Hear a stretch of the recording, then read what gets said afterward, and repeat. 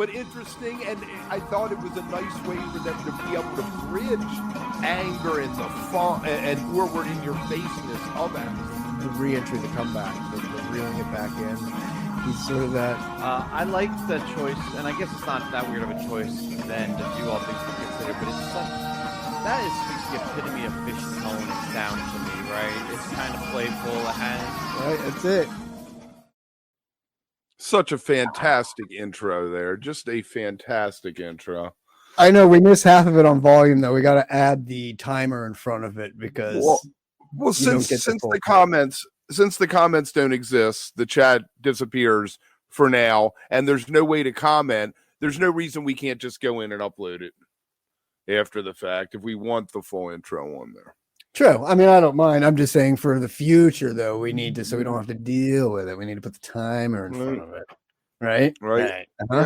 Exactly. So, all right, Kevin, what do we got today? I'm very excited. I'm more excited about this WOOK Club, I think, than any of them ever. So, other than I think the dead ones we did that were our shows, but this is special. I'm excited. Yeah, it started. I don't know. Why don't we do our stories? That morning, my girlfriend at the time, she's like, "Are we going to go see PHiSH or are we going to go see PHiSH tonight?" I was like, "I guess." Can we get tickets? And she's like, yeah, raining. We go up there, it's raining. We're sitting in the car drinking beer. It's cold because it's raining. Buy a ticket from the box office an hour beforehand. And the guy behind me is like, yeah, I hear they're moving it to McNichols. And I'm like, why am I buying a ticket here? But I buy the ticket. They do not move the show. And we'll get into the set. But what was your... What was it like for you? First time. I went with a few of my buddies. One of my buddies who you've met, Alex, who you met in Vegas. Him and I managed to see all 13 Red Rocks PHiSH shows together through the years. So this was our first one together, and it was him and I and a couple of our other buddies that went. And yeah, I mean, typical Colorado afternoon, man. Like back then, especially growing up there, like you could set your watch by the thunderstorm/hailstorm that would roll in pretty much every afternoon for a little bit.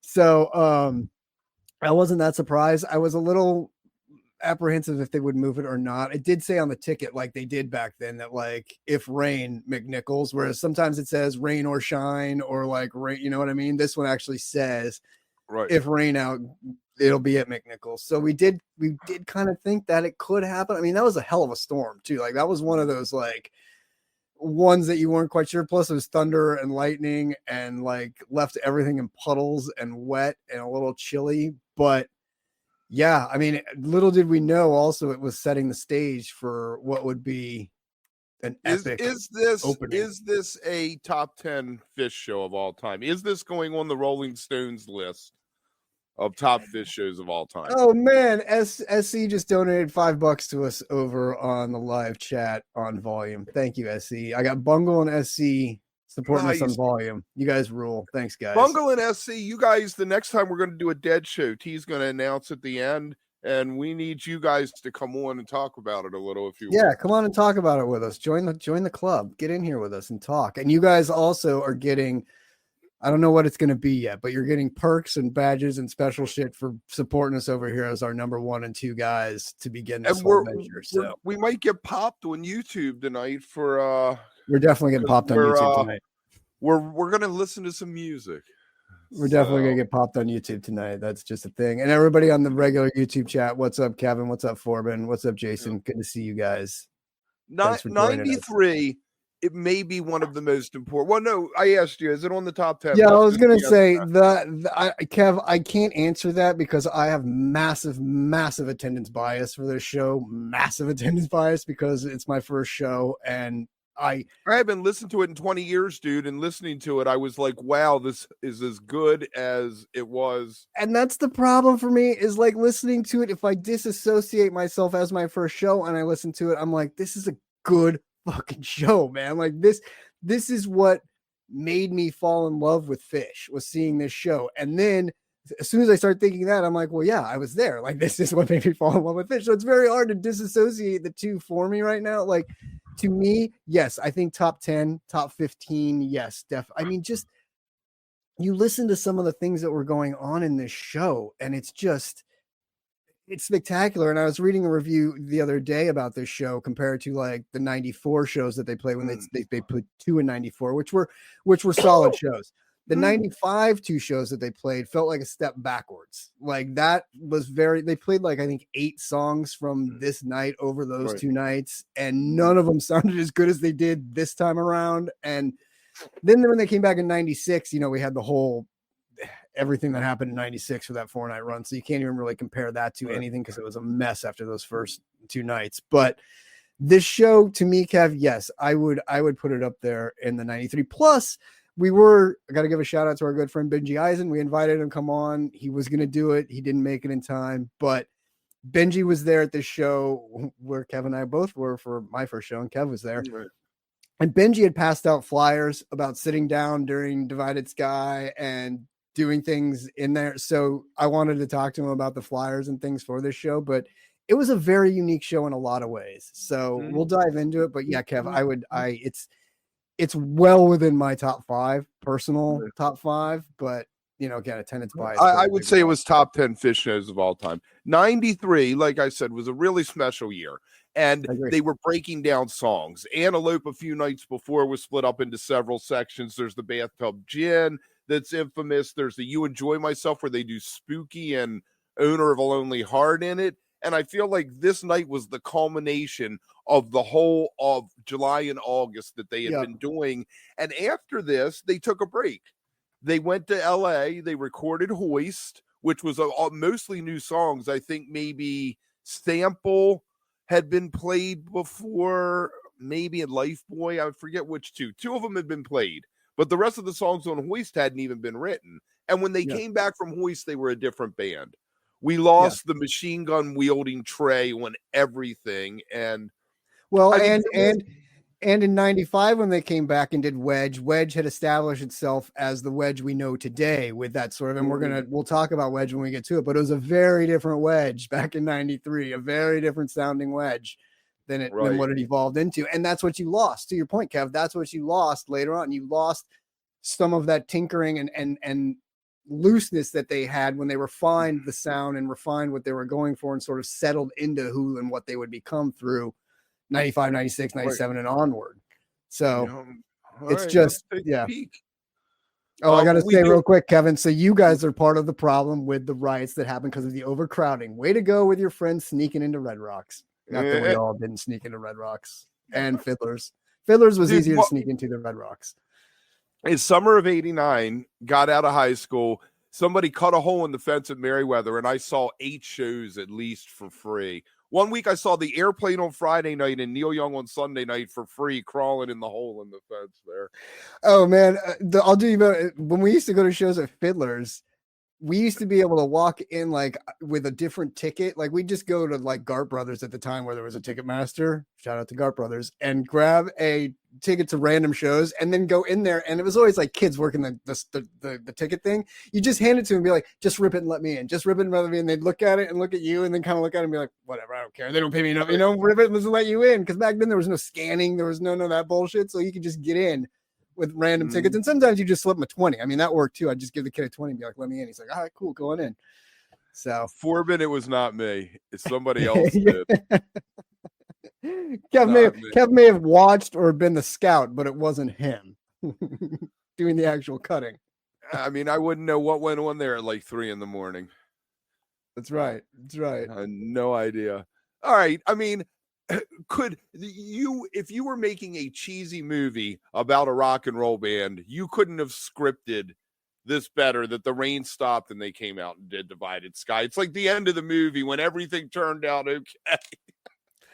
It's so funny because it's we'll talk about this, especially with the next song, because that's really where the fun kind of started. But back when PHiSH did things like that, not to say that they don't still occasionally, but we've had multiple Dix runs with Thunderstorms where they've come back and done nothing, like Sigma Oasis. After you're like, really, that you're not even going to play into the fact that we just got drenched and lightning struck and shit. Like, come on, this was back when PHiSH was fun. Sorry, but it was, and they were. It was I think it was so big for them. they'd been coming out to Colorado for years. I'm sure they drove by Red Rocks and were like, one day we'll play there, guys. You know, it's like it was amazing. I mean, Fishman flew his mom out. Yeah. I mean, you can hear Trey as soon as he starts telling the Harpua story about like just the energy in him and how excited he is about it. And his first thing is like, we love, like, thank you, like, we're here. And he's like, I don't know how it looks up there, but it looks great from where we are. And, you know, has to get into the whole story. But yes, to open with Divided Sky, and that being the first song I ever saw them play live, was just, I mean, I got Antelope in this set too, which was my favorite at that time and still is. But like the opening with a Divided Sky, I'll never forget that, because it was just the perfect opener and the perfect way to start their Red Rock's career, so to speak. Like it everything fit perfectly for that. So yeah, I loved it. Now we're going to start getting into top version of songs already. Harpua, there's however many of them, 50 of them that they've done over their career. I'm not sure. At one time we had a series like 56 Ways to Die. And so it was somebody long ago who wrote with Weekend WOOK, we're doing every Harpua, something about it. I think the guy made it halfway through. But I mean, this one had all you need. It was well played, had the great story, a focused story, a purposeful story, as opposed to Trey just trying to, you know, he heard something funny earlier and he was trying to play off it. They had the venue as part of it, and then he referenced it later. He's like, you watching the iguana? Yeah, he kept throwing it right before intermission. He's like, is the iguana, like, watch out for the iguana during intermission, like, don't, like, keep an eye on it and all this. It was very funny. And I think the fun thing about 1.0 PHiSH is the fun, just like I just said, like opening like this, and then the fun of the Harpua and the Iculus back then. It's like there was points to his story. He had such an imagination and such a drive to do that. Like he was still living in Game Hinge, so to speak, in his head, you know, so everything was still fun and stupid and silly fish and not serious. And they weren't professionals, you know, like, should we take a listen to it? Yeah, I was going to set it up here and play it, because it's kind of where he talks about being down below, and all the languages he knows and how he knew how to read. And this is what set up the story.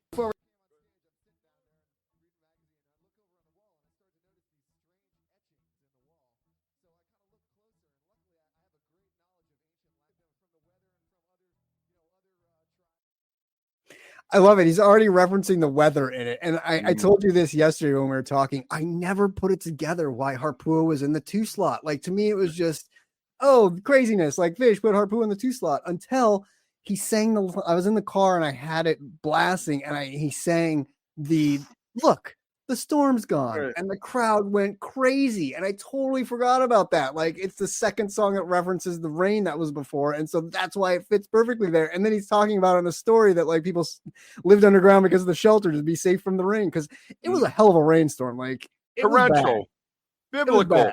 It was insane. So like, yeah, Foreman, I know all the ancient languages. Like, Trey's just like it. When you listen to the whole Harpua from this show, it immediately throws you back to creative, crazy Trey, like just the fun that made me fall in love with him and this band. So you need an arc. I know a guy, right? Like even when he's like talking, he calls Posterius Nutbagus or something at the beginning too, like just to give it that name. And it's so funny. Like it's a great, he calls out the jackalopes. And the first one, honestly, I can't say the best one, because I also was in Vegas for 96 when they did the Elvises and did that whole thing. And that's probably my favorite Harpua, but getting this one where it was and why is right there with it. And because of the way FishNet scores things, I have 8 Harpuas under my belt, which it's really only, I think I told you 5 or whatever, because they counted the Vegas one so many times. But yeah, I love this version of it. It's so good. It's a tweezer situation. All right, exactly. We get poor Heart. You know, I mean, it's a standard Poor Heart for what it was back then. It rips. It's, you know, hopped up, flying through, drops into this maze that, again, is a top version, got to be a top 20 version of Maze over their career. Page exerts his dominance during this maze and then rides it for the rest of the show. Page is the MVP of this show. We'll talk about him throughout these songs. The hands down by far the MVP. I think Fishman was right behind him a little ways, mostly because his mom was there too. So I think he was playing to impress. But like, Page rules this show, and I think the word I use a lot with this show is like fuel, gasoline, like jet fuel. Like this show has so many just pedal to the floor go, and this maze is absolute jet fuel. Like this is what I remember about PHiSH and like why I fell in love with them. I'm gonna say that a million times in the show, but this is exactly it. Like just this ripping maze, and it's not. The thing I like is it's not perfect. It's not structured like it is now. It's not, we got to hit all the keynotes and like, it's sloppy. It's messy. Like we talk about, we like when bands fuck up and they mess up because it's like the learning and it's the curve and it's like all that. And this is the raw form of PHiSH that I love. So this maze was perfect. Page was pure fire, SE. A whole show. He's just on fire. You're a fan of the bouncing. I love it. I love this version too. It's sped up. It's quicker. I think this is why I tell you I like bouncing. Is it I remember this version like the version off a live one that's a little bit more bumpy and poppy and a little bit more fun. And you know the gateway song for all your friends to join to get into PHiSH. Oh yeah, listen to this song. And I do. I loved it. I thought it was a perfect spot for it in this set too. Like right after the maze, it's exactly what you want. And then it leads into an ice, dude. Like and it's ice. What? Like oh god. Crazy. The ice is special, and we get into all of a sudden we're doing a bunch of riff tunes. Rift was the new album. It was shiny. They were happy. They lived in some of these songs. It's Ice had been around for a while. I mean, it's Ice. This version too. I think here I'll play a little bit of it. I think this highlights Page a little bit in this, so we'll listen to this a little bit because this is really, really after that maze. This is where Page started settling in and really owning the show.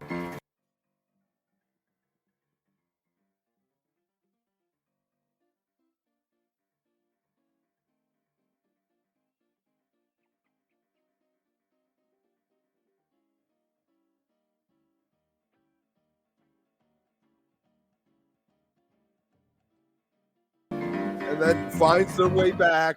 You know, and then it just drops transition. Good transition. It is. It's a great transition because then it drops right back into the song and they just go. I can't. Yeah, if you haven't listened to this show in a while, like this should motivate you to go check out this show because there's just so many highlights. Now, the Wedge was not a song that they played. The Wedge went through several different configurations. The album version is kind of different than any other version, and this one stands alone as probably the most interesting version, probably my favorite live version of it. I completely forgot that they played Wedge like this. I mean, when it started, I was like, what is this? And then I'd look at it, I was like, oh man, because it sounded like an extended Ice ending intro, like pause and then intro into this. And it's like nothing you'd really, it's not even comparable to today's Wedge at all. And it's a little bit longer of a clip, but we're going to play it here so you can get a feel of what it sounded like if you haven't and you don't remember, because check this out. This is pretty cool.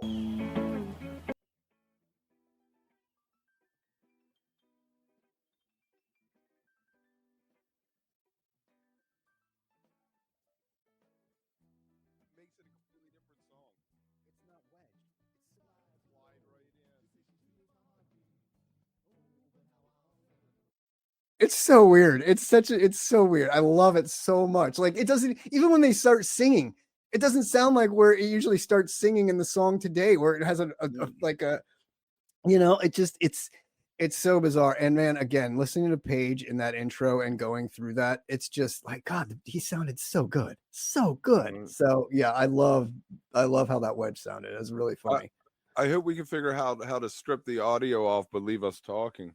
That would be the hippest. We'll have to figure that out, right? Maybe we can do it with a separate. Oh, it's not recording separate though.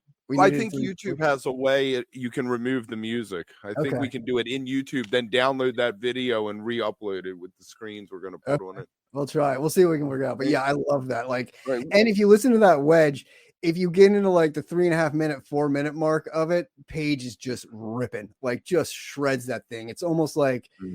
It's almost like it's icy. It's like an iceberg wedge is what it feels like to me. It's like the two songs are combined together and like it has that same jam in it, sound in it. So yeah, love it.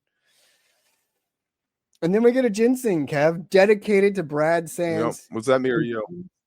Who tunes Trey's guitars. I think it was you. I don't know what happened.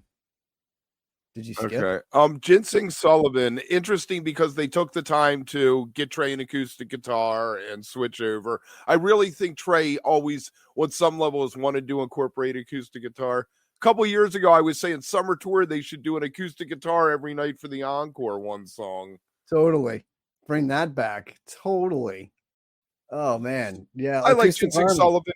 Great choice.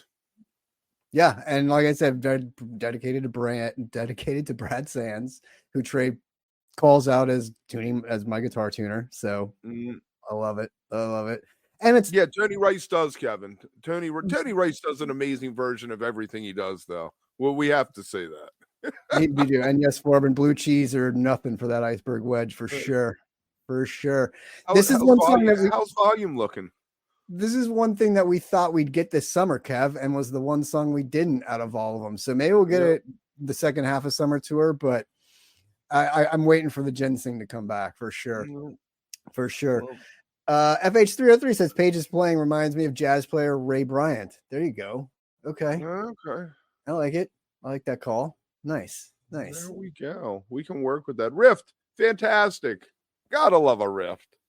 I mean, this sets up the one 2 years later where we get this is Red Rocks, this is the Edge line that I love. Like that one's etched in my memory forever because that's just such a moment. Trey's like just standing there looking at everybody. This is Red Rocks, this is the Edge. But this one, it sounds so good because again, it's that new, hasn't found its place. It's just fuel on the fire and ripping all the way through it. Like there's no need to even, I mean, not that riff doesn't always rip, but like hearing it raw and sort of untethered like it was here, it's just so awesome. It's the Machine Gun Trey effect. It is. SC's calling Ginseng Sunday night Hampton is when it's coming back. There you go. That would work. I like it.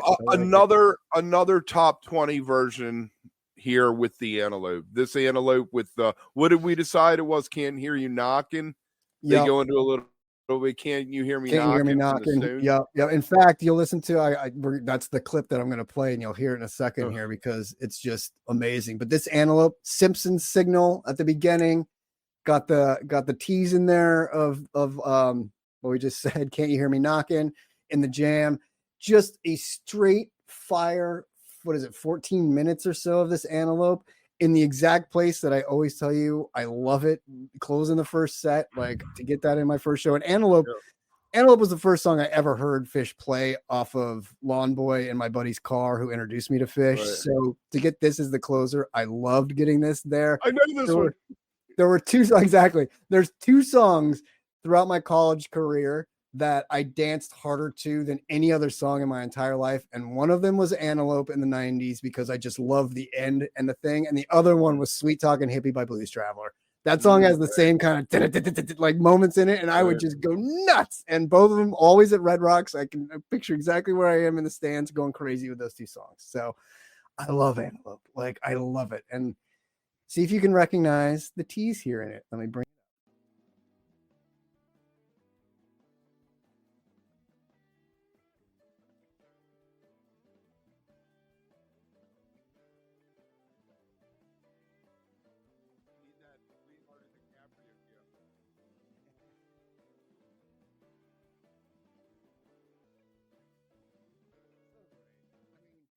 And this Antelope, because of like the 1.0-ness of it, it has a lot of almost what you like about Split Open and Melt is it has a real chaotic feel to it. Like it has that chaos in it because it hasn't quite.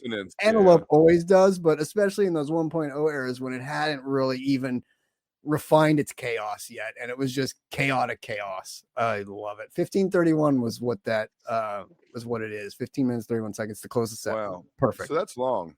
Thanks for that, SC. That is long. All right, so here's the deal, guys. Eventually, probably the next WOOK club might only actually end up over on volume. Probably won't be on both. We'll see how it goes. But we want you guys to, we want to get some people on. We have a special screen set up where we can get you down in the corner. You come on, you talk about some of your favorite moments from the show. But it's only going to be for the people who've made the membership jump from YouTube over to Volume. And I realize Volume's another step, and you become part of the community, which they call members, and then there's all access, which we like to call the AA Wooks.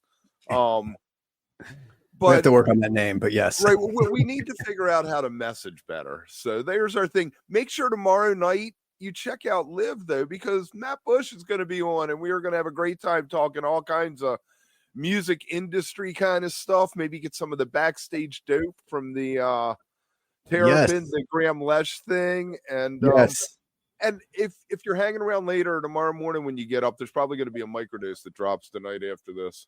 There will be probably. And also, I mean, what you were saying, Kev, now that you guys can see kind of how we bring the music in and stuff, we want you guys to come in and point out highlights, and we can download those and play them. And then we can talk about what you thought of certain parts of the show, just like kind of what we're doing. Right. So we want to include more people in this and make it more of a community feel and more like a book club, for WOOK Club. Club.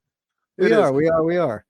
2001 back in 93 was, it was almost, I liken it to Emerson, Lake and Palmer. When you went and saw them, they opened up with Fanfare for the Common Man, and they played it for like 2 minutes to, get your beak wet, let everybody, hey, it's time, we're starting up again. And I really like it as that.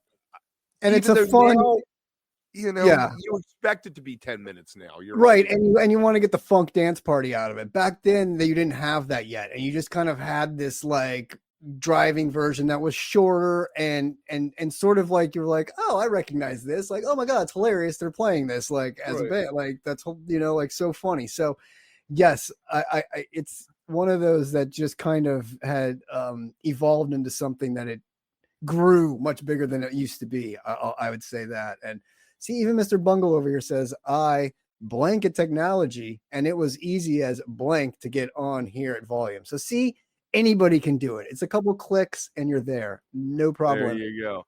And I will say, Kev, real quick, at intermission of this show, I bought my first official PHiSH merch, which is the shirt I'm wearing right now, back in 93. Got it at the stands at Red Rocks. It was all white. I hated it when I bought it because we were talking backstage about this, and back then it was hard to get merch. Like there was no online merch store because there was no online, right? So you either had to wait till a concert to get it at their merch stand, or find somebody. Or the newsletter. You could order out of the newsletter and hope, right? Exactly, and hope. But like I was really praying that they'd have, and I wanted just the PHiSH logo shirt. So I was so pissed that it had the date on it back. I was like, 93. Why would I want to wear a shirt that has the date that I just saw the show on? Like that's so lame. So I took it home. I tie-dyed it purple, which is since super faded. You can kind of see it a little bit, but it's super faded. The neck's getting a little trashed, but it's survived all these years with me, and it has seen a lot of epic PHiSH shows with me. And now I'm glad it does have the date on it. So one of those funny things. But you did have to go to a head shop,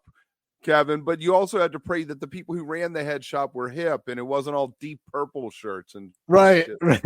Or just like random dead ones too. Like it was like one of those, there was a place in Ocean City, Maryland that used to sell Dead Lot shirts. And I would go in there when I was like 14, 15, and I'd look like I'd been to shows. They had one in Fort Collins too. And that's why I got a majority of like a lot of my funny, like Cosmic Charlie Dead shirts that was like from a lot and shit, like all of those from there. Yeah. Totally. I wanted to go back to just say this real quick from Kevin. I do feel like Antelope was bigger than Tweezer back then. Like that was kind of their song, and it was an absolute flamethrower back then. Absolutely. I was saying earlier that this second set, it doesn't have a Mike song, it doesn't have a Tweezer, it doesn't have any of the big jam vehicles you normally think of, but you enjoy myself, but that's 20 minutes. Yeah. But you walked out of the show and you were like, I wouldn't have changed a thing. No, not at all. Not at all. Right. Slave had just come back. Slave had recently entered the set list again, and this Slave is really unique in, like you were saying earlier, it doesn't get quiet. It doesn't get quiet at all. And actually, I was gonna hear it. I think this is our last clip. I'm gonna go back 1 second because we forgot to play it for 2001. You can kind of hear the speed that it's at and the non-funk that is being played in it, or the beginnings of what will become funk.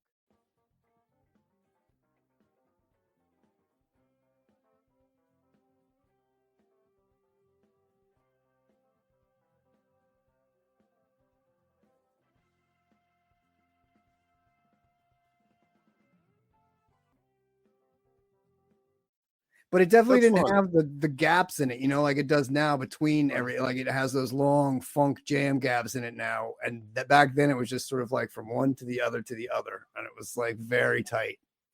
I like Right. that. And okay, yeah, so the slave, really unique. Everybody was happy that it finally came back. Mhm. And I feel like we got these 3 songs in a row, Slave, Split Open, and Melt, and Coil, are all now set closers, or encores. And I feel like they should bring Slave back to this place where it had this energy that it Yes. does. I don't feel like it has now. The energy, because you know what, Kev, again, it's gotten so scripted almost, you know what I mean? Like it's gotten so polished that even the drop, when it goes into the silent mellow part and then begins the build, and even before the build, you're kind of in that like ethereal space that Trey's like loves and starts to build. In this version, it drops into that, but it never gets into that slowness. Like there's this backbeat to it and this sound to it. And then within a few seconds, Fishman right away is like on the drums and pushing it forward and building it back to get it to. So whereas like today it slows down to like, let's say 5 miles an hour, almost 3 miles an hour. Sometimes this one never gets below 20 before you like all of a sudden start going back up to get to 55 again. Like it is just foot on the gas, not the usual slave that you get today. And yes, I miss that. It has that great drive to it. So, and this stretch, Kev, I mean to tell you, Slave, Melt, Coil, my friend, Chalk Dust, Yem. This is why we complain about set lists today. Right. Like, granted, yes, these were all new and they didn't have 100 other songs to pull from and shit, but come on. Like, this is a dream set list. It is. So Melt, let's this Melt. There was an interview with Steve Silverman, remember him? Back in December of 94, and Trey spoke about the Split Open and Melt, and he said the one at Red Rocks was the end of the cycle. It peaked and it never got as good as that again. It hasn't yet. And this tour, it didn't have it anymore. Didn't have the magic. It's weird. We figured it out.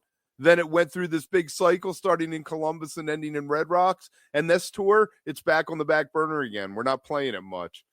So, and I always felt like this was the Split Open and Melt where they finally broke through. And every Split Open and Melt that has come after it owes its existence to this one. I agree. It's funny when you go back and listen to that. Like it's crazy. It just has that like something. It was magic. Yeah, magic, I guess you could say. Yeah, it's just got something to it that's like, I don't know, pushes it into that. And it still has that like breakdown in it. It still has the slowness and it still has the speed and it still has, Kev, we were talking earlier, there's a lot of this show and 1.0, especially like that Wedge that sounds like the old Telio before Telio changed and became the slow version of it and like what it became when it used to be fast. It's very raw. It's like when we talk about early Dead and like, early 70s, 72, 71, where songs weren't ironed out yet. That's a lot like how these shows in the early 90s remind me of. Right. And I remember driving home after this, marveling, just thinking in my head, I love those 3 notes when they're like, dun, dun, dun, and they go back into it.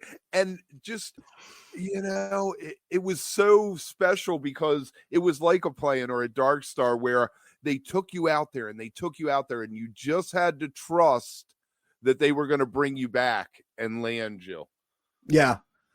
Right. And again, back then with the rawness and the feel of it, like even the comeback in was so good, but like raw. It's love it. I love it. Coil, middle of the set. Coil should be in the middle of the set more, but always. I will always have a mountain to stand on with. They need to let Page do the intro to another song out of the Coil outro. He changes it and starts a new song, and then the band comes out and picks up. Yeah. I would love that. I would love that. Walls of the Cave or something, maybe. Yeah. Doesn't that have a piano intro in the beginning? Yeah. Because it's funny. It's one of those, it's kind of like, it's kind of like when bouncing ends too. You know how bouncing has that build up and then the drop, and then you're like, what comes next? Like, what are they going to drop into? Because sometimes you get like a tweezer after, and you're like, perfect, or like, you know, you get something that there's like shreds it after it. That's just like, yes, that's exactly what I needed. That's kind of how this is as well. Because when Coil ends, if it's not at the end of the set, you're like, what's next? What's coming after it? I think that My Friend was a good choice after, because it has that the intro, the acoustic intro guitar again. We got the acoustic guitar again. Yeah. I think that was really the acoustic guitar on the stand. Like he stood there and played over kind of thing. And somebody said, compare My Friend from then till now. My Friend has become a monster that it never was. That it always, you could tell it had the potential. But when they discovered the outro jam with it over the past since 23, it's become a completely different thing. I would say to that I don't even feel like you ever felt like it had that in it. Like when you listen to this song like this and from the album, it feels like just one of those, it has a great beginning and then the turn that gets dark and then it's just like the darkness through it, but it's a quicker darkness to get through. You don't need that. Back then, it didn't feel like you needed that jam in there. There was like no room for it. It was like, why do we need to turn this song from 5 minutes, 6 minutes into 10, 12, 18 minutes, right? You weren't missing that. Now that they've, again, polished off themselves and like figured things out, it makes sense and you can add that into it. But back then, I wasn't really missing it and I never saw it. I just always assumed it was a funny, stupid PHiSH song like most of their songs back then. And it's the antidote to Love and Light these days. It is. It's well, it kind of has become the Carini when Carini was evil. Yeah. Before Carini, because Carini goes bliss now. So much bliss, and My Friend still has that darkness, and the well and My Friend are kind of the darkness now. And then Trey decides to fire up his machine gun again and blast us through a chalk dust torture at like breakneck speed again. And you know what's fun, song that's quick is hopped up even more because it fits so well after that. The way My Friend, because they did the whole My Friend with the vocal ending and the like, yeah, exactly, and the end to like finish the song, and then you drop into CDT, but which back then 6.5 minutes, almost 7 minutes of this song, that's all it needed to be. Again, punk, right? Again, it did not, just like My Friend and these are two interesting songs to talk about. Chalk Dust Punk, I love that. These are two interesting songs to talk about because they've both become massive jam vehicles and have these epic versions out there of them. Like Chalk Dust has like 3 epic versions now of these, like the Mexico version, that Charleston version. Like there's some epic long Chalk Dust, and back then it just proved you didn't need that. You could fire through this song as almost like a 3.5 minute rock and roll punk song, right? And that's what it was. And when Trey played it like that, that's again what made me fall in love with this band, was like the short rockers that you're like, fuck, this band just rocks. And I don't need like yes, they jam, but they don't jam overly in too many songs. It's like they have the short version and then they have the jam vehicles in there mixed in. It was more like 5 or 6 shorter songs and then maybe 1 or 2 jam songs. Now you get more than that. I was so happy in the moment they did You Enjoy Myself. I felt like that was one of those, like we were saying earlier, how proud Trey was to be playing there, that he wanted to put out the crown jewel. We got to do a You Enjoy Myself the first time we play at Red Rocks. We got to do it and get the trampolines out there on the stage. Yes, Axela. Yeah, you're totally true, Sipbone. Axela, totally. Although Kev's not a huge Axela fan. Not two. Not 2. Yeah. 1 he likes. Yeah, this show does only have 1 song over 20 minutes. Yes, Izzy, that's totally right. And that's what, again, makes it special. Like makes PHiSH back in that era special, because you don't need anything longer than that 20-minute yem. Like really, everything else is just rocket fuel in this thing. It's fantastic. And getting that yem and not really getting too heavy of a vocal jam. You still get one, but it's the early phases of it. And you didn't really know what was going on back then. I didn't hate as much because I was like, this is all new and awesome and like whatever. And then it drops into the fucking, Purple Rain. Page does that beautiful piano. Well, there you go. Yeah. Coil into Purple Rain. He could have just been out there and done it away and set it up. Fishman brings out his mom. Fantastic. I mean, the rain, again, it's a rain song because of all the rain. It was purple. If you looked at the sky, you could see Denver way in the distance over there with the lights bleeding up. And man, that was fun. the covers that we got at Red Rocks through the years were really special. Like the Life on Mars, the Day in the Life, the premiere of A Day in the Life, the first one they ever did at Red Rocks, the Purple Rain. I mean, there's just so many of them that were so classic there. And this is one of those, like getting the rain with the purple lights in the rain, like in the distance. It was perfect. Again, throwback the to iguana watching us. Yes, completely throwback to the rain, like the theme of the night, the rain. And Cavern is, you couldn't have picked a better closer for this set. Just with the nod to the venue that it's a cavern underneath, right, throwing back to the whole theme that we started with the Harpua, and just one of their most endearing stories, because you can listen to it over and over and over and you have no idea what's going on. I always love the end of this song too. I love it. I love the way I love the repeating the list, bashing away. Yeah, I love it. It's great, and yeah, it's the perfect way to end this show. Like it was great. It was a great pure PHiSH ending too. Like again, I'll bitch about it forever, but I know they didn't have a lot of other songs in the repertoire, but this is PHiSH to me. Like this is the set list that I dream of. Like this is my love when we talk about and bitch about, oh, I can't believe they played Life Beyond the Dream instead of what, you know what I mean? Like, because you're taking away from like, this is where that stems from, and call us curmudgeons and jaded dicks and whatever you want. Who are the two guys from the Muppets? We really need to like make avatars of us looking like the two dudes from the Muppets. We should just, we need to AI them and use our voices when we do the after shows and talk about this crap. But it's so true. And I get it. It's just like 4.0 and 3.0 people today that are like, oh, I love Ruby Waves because my first show they played it in. It's such a great new song. And you're like, okay, I get that. But Stadler and Waldorf, thank you, Kevin. See, the chat always knows. That's exactly who it is. That's exactly what it is. Oh, that's funny. See, everyone's got their love song that made them fall. I love The Cavern Is Yours. That is awesome. That Picture of Nectar album was fantastic. Mango Song is, I believe, one of the first songs that only has Trey as a writing credit on an album. Oh yeah, Tom Marshall did not write the lyrics. Trey wrote the lyrics. Apparently wrote it after watching a show about Vietnam, and the person's hands were mangled. Your hands and feet are mangled, and he changed it to mango. Okay. That's really interesting because I always wondered where that came from and like why. Yeah, it was him mishearing. It was Amanda Green. It's Amanda Green. It was Green. That's funny. Great song, good choice. And then the Freebird, we got the acapella. They filled that whole place up. It was mic'd. It wasn't an edge of the stage one, but wow. I love it. It's pure PHiSH again. Another one of those that you got that you wish that you don't get anymore, and just the stupidity and ridiculousness of who they were and what they were at that time. And just, I mean, Trey still has the joyous expression on his face, which thank God. I mean, all these years later, to see him out there still smiling and cracking up and having the best time with his mates is the best. But seeing them back then and hearing them with this energy and this joking around and this playful kiddness and who they were, it's just amazing. And Kev, what's funny too is like I think about that, and in my head it's thinking about Trey down below pre-show goofing around and like looking at the edge, like, and being silly and all that. But then when we talked to Mike about Ayers, right, about what it was really like backstage and how professional it was, and how a machine, right?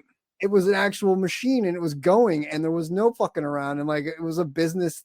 So to me, it's very interesting in that like there was still this really fun craziness about them, but then also this professionalism that was actually going on back there in those early years that led them to this. So pretty special. Right. 2 weeks from now is September 2nd. So on September 2nd, we're going to do a Dead show. What Dead show are we listening to, T? Oh man, Kev, I hate being put on the spot. We should pick one off the 30 list. Pick one off the 30. I am. You know what I'm going to do? I'm going to take us to Iowa State Fairgrounds, Des Moines, Iowa, 7/16/1974. What do you think about that? We'll post that in the Discord for everyone. And so here's your mission. It's a wall of sound show, which is one of the reasons I wanted to choose it, because I've been dying. Maybe we can get Brian Anderson to come. That's what I was going to say. Is after talking to him and stuff, and apparently it has a really nice Eyes of the World, which is my love, and so We're gonna go with that one. It was ranked number 14 on the top 30 from Rolling Stone. So there you go. Inside the top 15. Here is your mission, everyone, members. If you want to talk about it, get a hold of one of us, email wookplus@proton.me and say, hey, I'm stuck on YouTube. Tell me how to get over to the other place I want to come on. And I got something to say about this. And we'll go with that. Make sure that look for a microdose later. And make sure that you check out Matt Bush tomorrow, because we love And if Matt you guys leave a comment below if you've listened to this show lately, if you were at this show with Kevin and I, we would love to know if anyone else was there with us, and Benji as well. It's awesome finding people that we were at shows together with that we didn't know about.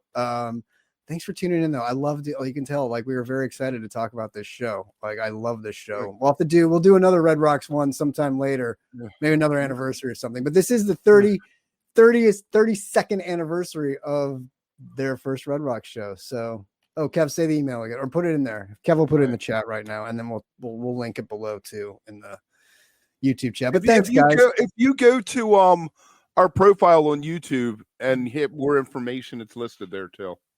But thanks, guys. We really appreciate you watching and joining us for this and being members, and especially those of you guys over on Volume that have made the switch already over there. Thank you so much for doing it. We got a lot more fun stuff coming, and listen to the Dead Show and join us. Let us know if you want to join us and get in here with us. It'll be fun. We love doing these. So, what are you doing? Oh, what happened?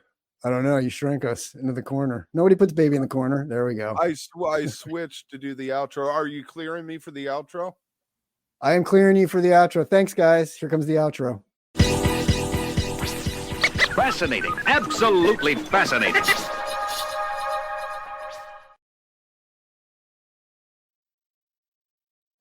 No.